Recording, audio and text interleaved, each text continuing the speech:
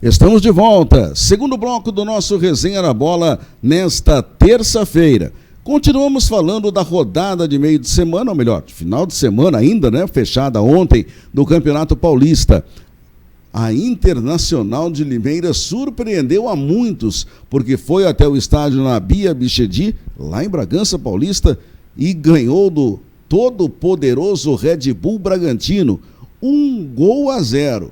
Olha, para um time que tinha jogado em casa, sido goleado pelo Guarani, vencer na casa do adversário, e você acompanha aí os melhores lances desta partida, particularmente a mim, esse resultado surpreendeu. E a você, Marco Aurélio? Não, realmente, Maurício, surpreendeu, né? Até pela maneira que jogou a Inter, né?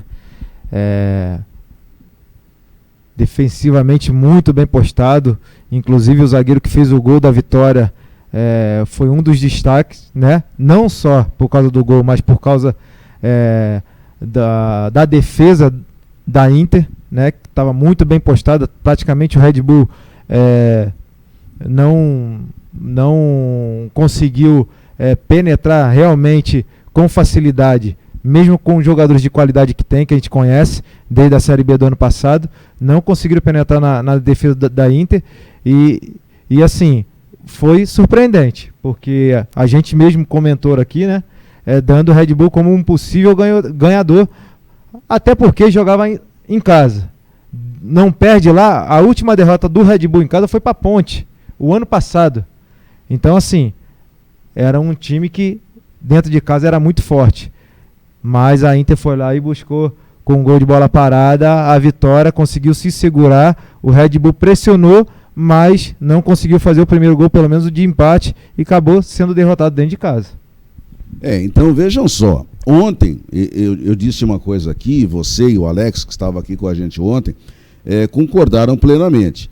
Time que coleciona em 2 rodadas 2 derrotas, já está numa situação de sinal amarelo piscante. Se a Inter tivesse perdido ontem, e muita gente acreditava que isso acontecesse, a situação da Inter estava complicada, ela conseguiu reagir.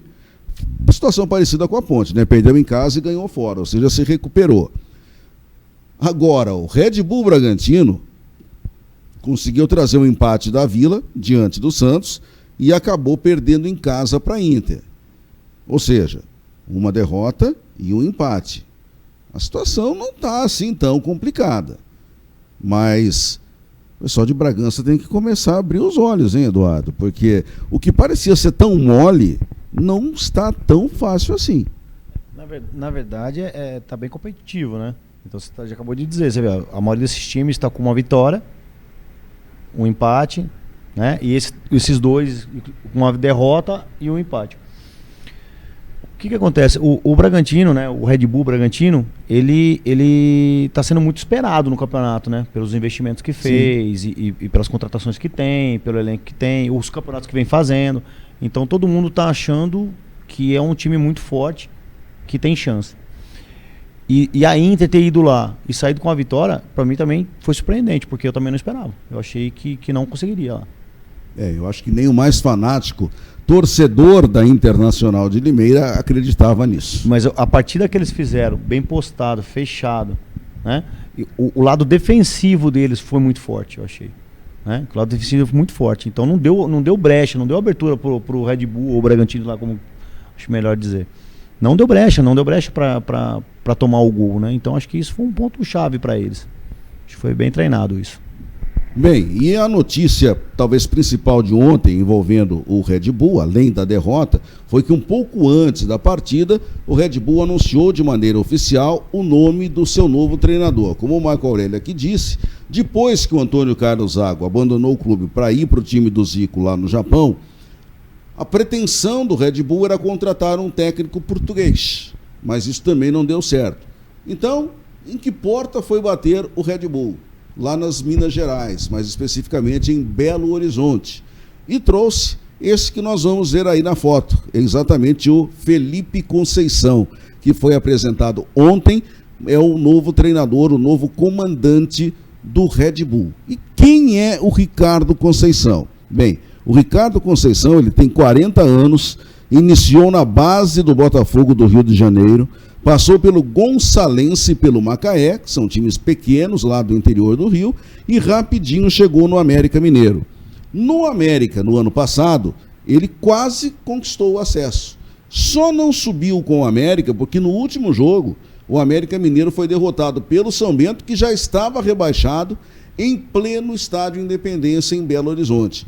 Mas, de qualquer maneira, a boa campanha, a sua filosofia de trabalho, o fato de ser um técnico da nova geração, se encaixou dentro da filosofia que o Red Bull Bragantino tem e, aliás, está acompanhando a filosofia de atletas, de contratações em que o time está investindo. E aí, Marco Aurélio, é um bom nome? Olha, Maurício, eu não posso falar muito porque eu conheço muito pouco a história dele. Estou até... deu até uma pesquisada ontem, hoje você falando aí. É um treinador que fez uma Série B muito boa com o América, mas assim, conheço muito pouco o trabalho dele.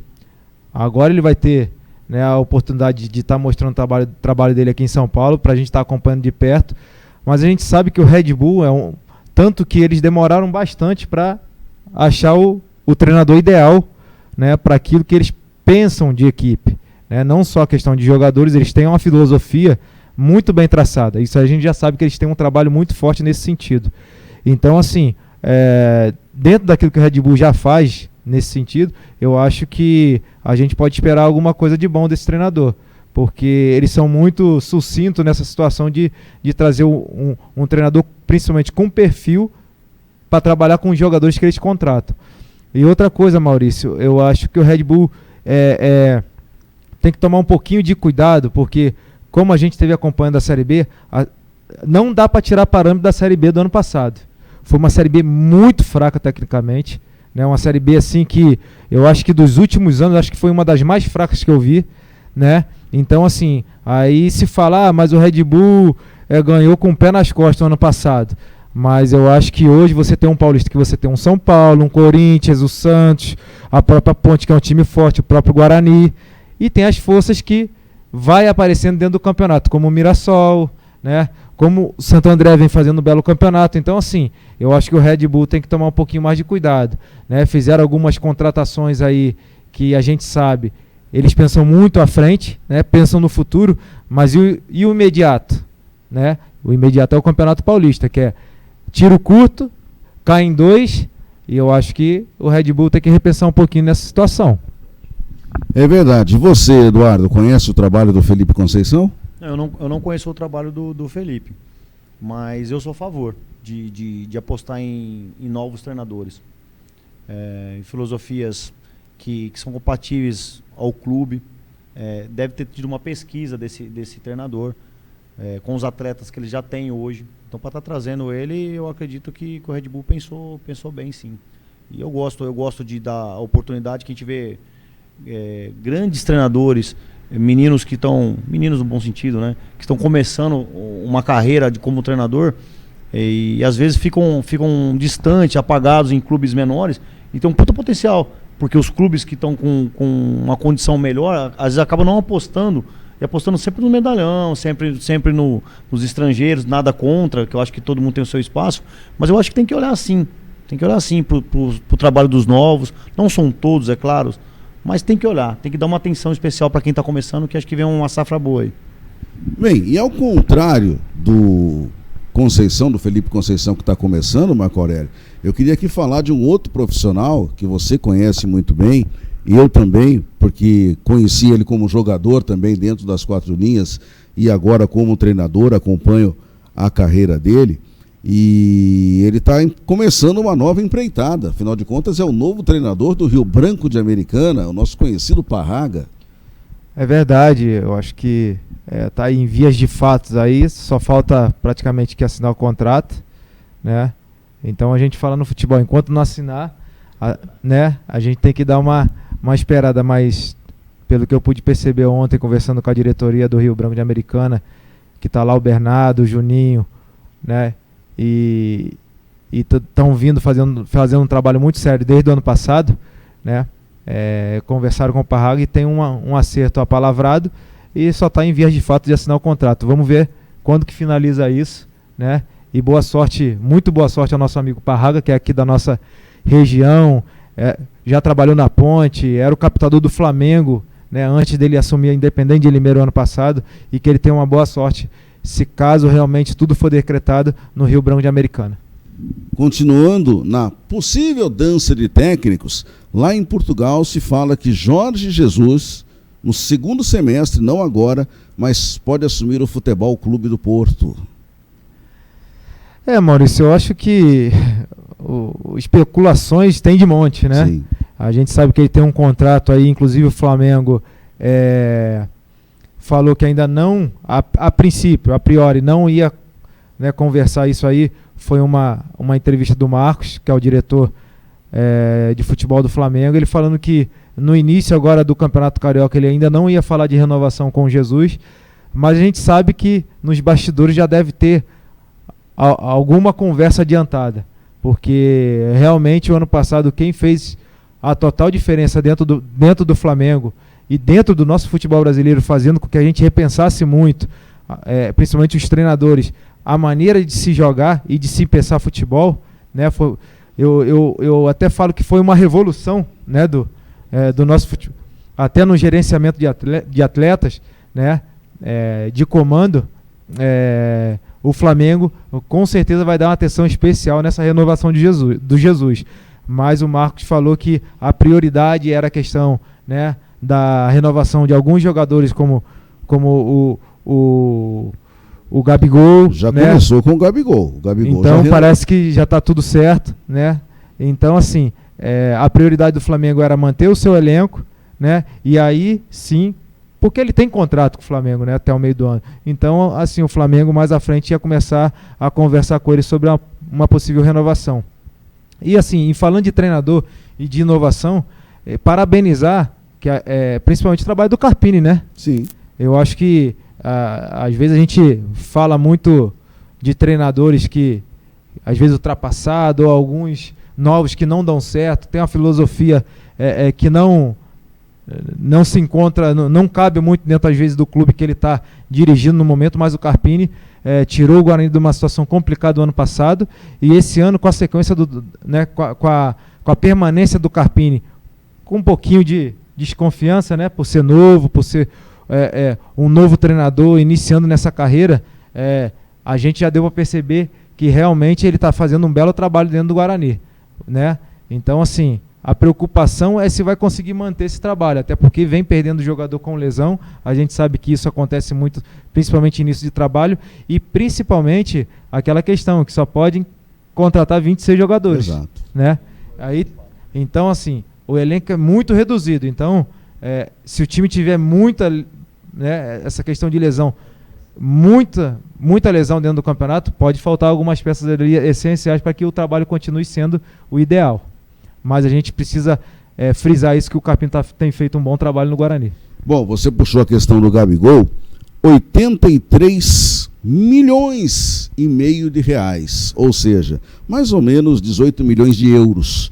Foi isso que o Flamengo se comprometeu a pagar para a Internazionale de Milão para comprar os direitos econômicos do Gabigol, que a partir de agora oficialmente é atleta do Flamengo. Acabou a novela. E aí, Eduardo, tá de bom tamanho? Ajuda bem, né? Eu acho que, na verdade, esses números são expressivos, né? E merecedor para ele, pelo trabalho que ele vem fazendo no Flamengo e que ele desempenhou no campeonato. E o que a gente vai dizer? Pediu, pagou, levou, né? Não tem muito que discutir isso, não. Eu acho que é merecedor. É lógico que os números são muito altos, é claro. Mas o Flamengo hoje está podendo, né? A grande pergunta é essa. Realmente está podendo, meu caro Marco Aurélio? Você que conhece bem o ambiente do Flamengo? Olha, Maurício, realmente o Flamengo está podendo, né? O Flamengo se organizou muito na sua parte administrativa e hoje vem colhendo os frutos com campeonatos, com belas contratações, como a do Gabigol, né? Um valor expressivo, né? A base forte, revelando.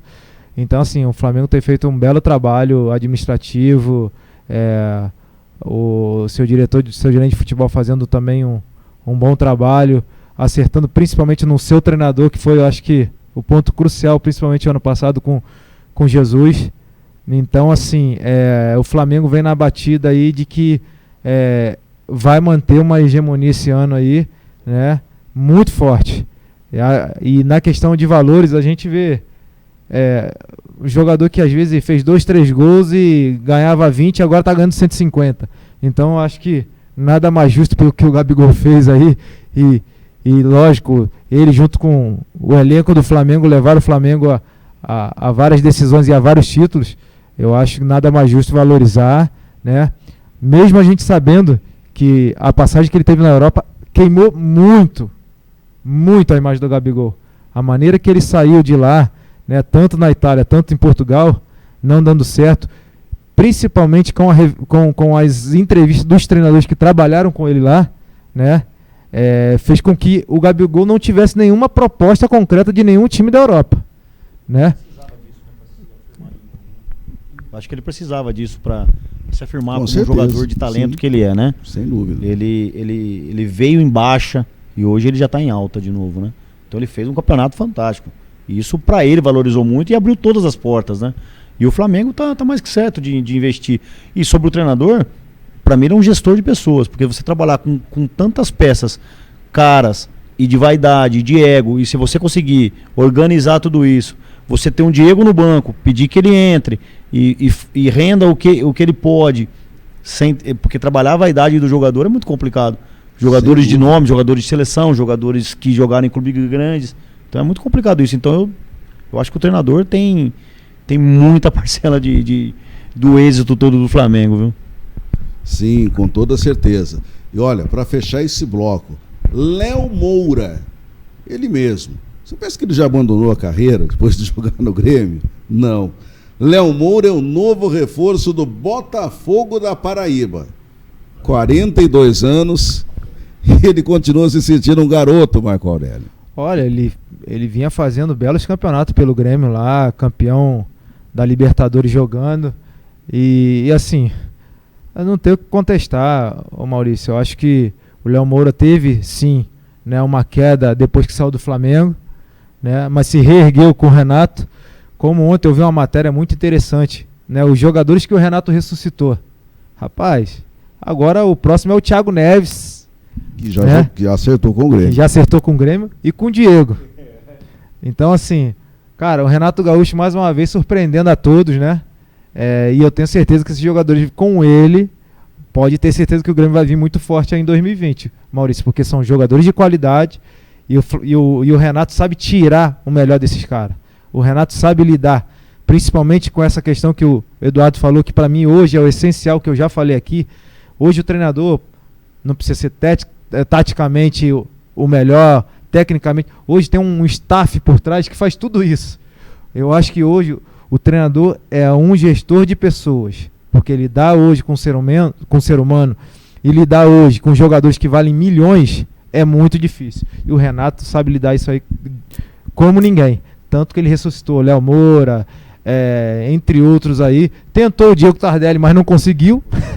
Eu acho que foi um dos poucos. Nem todos os milagres são possíveis. Né? Um dos poucos, né? Mesmo ele batendo muito de frente, sempre colocando o jogador debaixo do seu braço ali, ele não conseguiu o Diego Tardelli, não teve jeito. Né? Insistiu com o Luan, né? Que infelizmente teve que sair do Grêmio. E agora está tendo uma passagem agora no Corinthians de início boa. Até então, vamos ver daqui para frente. Mas o Renato Gaúcho é um cara, nesse sentido, que consegue ressuscitar qualquer jogador. Muito bem, nós ficamos por aqui neste bloco, mas daqui a pouco voltamos com o terceiro desta edição de terça-feira do nosso Resenha da Bola. Até já!